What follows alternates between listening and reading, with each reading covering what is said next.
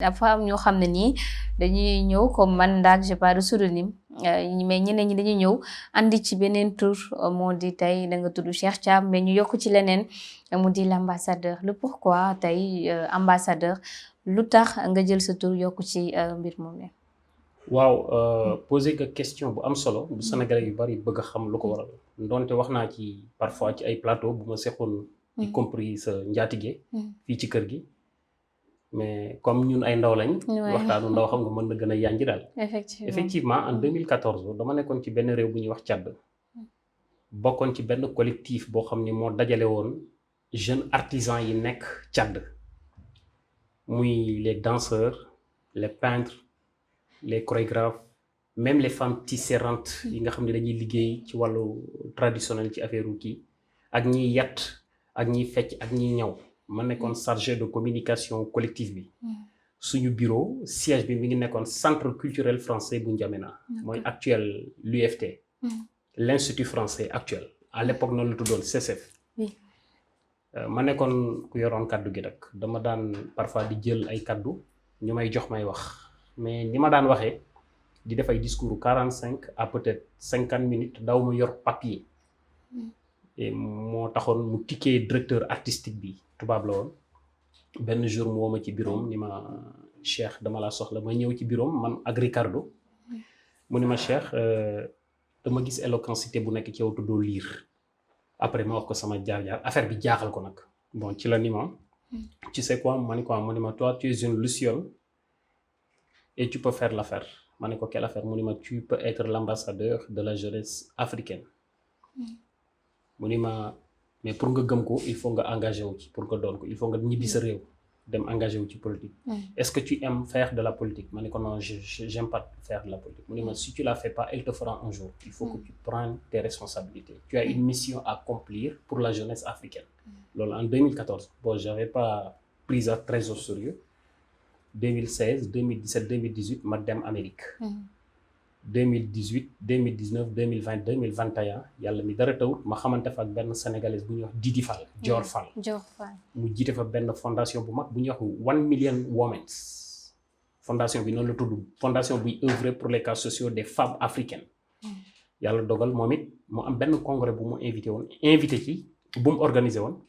invité ci ambassadeur des États-Unis à l'ONU ambassadeur des États-Unis à l'ONU à l'époque waa ji ñëw toog ci salle bi ñu jox ma micro ma tenir un discours waa ji tamit gis discours bi était très cohérent et j'avais pas de papier mais comme moom France la servir lu yàgg dégg na tubaab et tubaab laa doon def discours bi après ci la ma woo Didi ni ko kii mooy kan Didi explique ko sama parcours en 2021 kooku tamit yóbbu ma biir Nations Unies ñu takkal ma grade ambassadeur de la jeunesse africaine pour la lutte contre les stupéfiants mu coïncider donc yóbbu ma l'ONU ma jël sama document dem taxaw ci pupitre Nations Unies ci kanamu ay chef d'État ak yeneen organisation yi jëm ci wàllu loolu di ko défendre donc ma yore mandat boobu noonu ci jeunesse africaine bi nekk biir États-Unis ma nekk ci leen waroon di xelal di leen saytuloo di leen ràññelloo lu war a jëm ci wàllu Sénébar pendant ñaari at ma takk ndomba tànk boobu kon loolu lu ma topp loolu nekk ci man la bi ma demee nag muy duy ba fees ci man ba rembat ci laa ni non il faut ma jël samay responsabilité ñibbi sama réew engagé wu ci politique mais wan yoon jeunesse sénégalaise wan yoon ci ñaari raison benn bi mooy li ëpp ci jeunesse sénégalaise réew mi préparé wu leen mais dañuy trouver ci ñàkk préparé ji benn zone de confort moo tax mënuñ ci génn man dama ne noonu mën nañoo juddoo Touba yaroo fa màgg fa jaar ci ay daara bañ a jàng école peut-être nekk tailleur wala menuisier métallique mais am xel moo xam ne yàlla moo koy def ci yow ba di nga mën a bokk ci ñi am kaddu ci réew mi donc en dehors de politicien bi voilà rôle ambassadeur bi c'est de tracer une voie que ñëpp ñi nga xam ne am na intelligence bu yàlla def ci ñoom ñu mel ne man mën a fëgg seen bopp am déclic bi mu man leen a tax a jóg ñu jóg li leen yàlla xelal ñu def ko ci réew mi mën na ne. d'accord ñu jox la tur boobee di turu ambassadeur d'ailleurs nga koy woyee aussi ndaxte gis nañ sortie bu bëree bëri tey ndax jàppoo ne yow liggéey bi nga xam ne ni ci nga engagé wu woon atteindre say objectifs ndax du nekk lu jafe.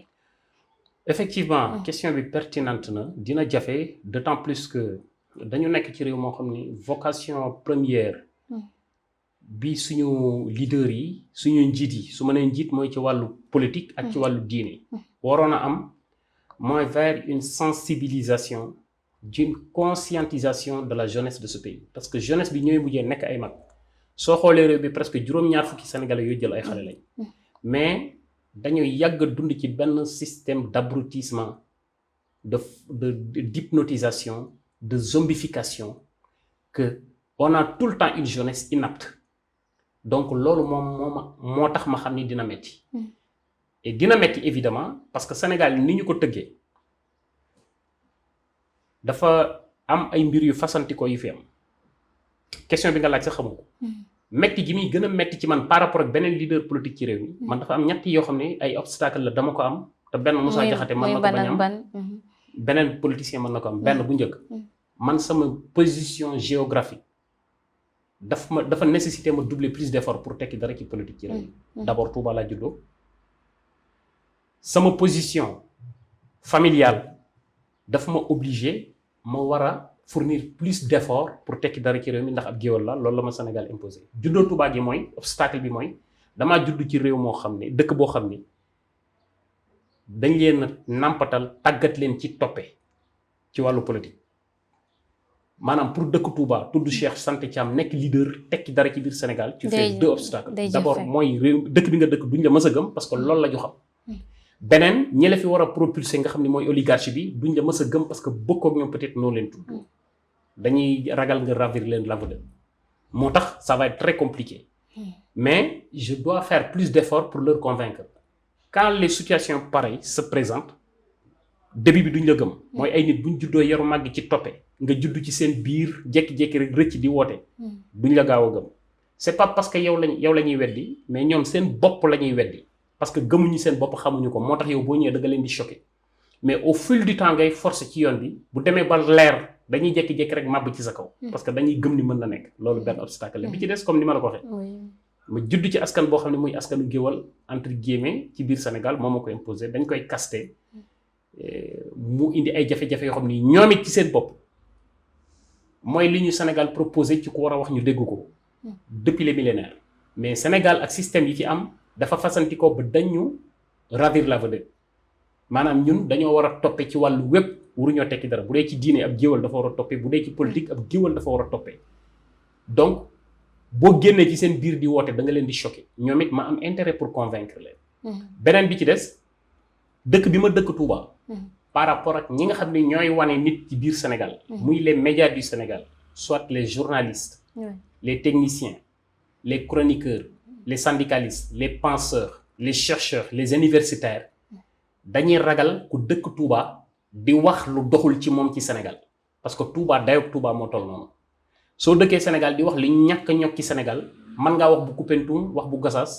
mais boo dëkkee Touba waroo wax yow sa bos télé yi attanu guñu ko seen audience loolu obstacle lay doon ci man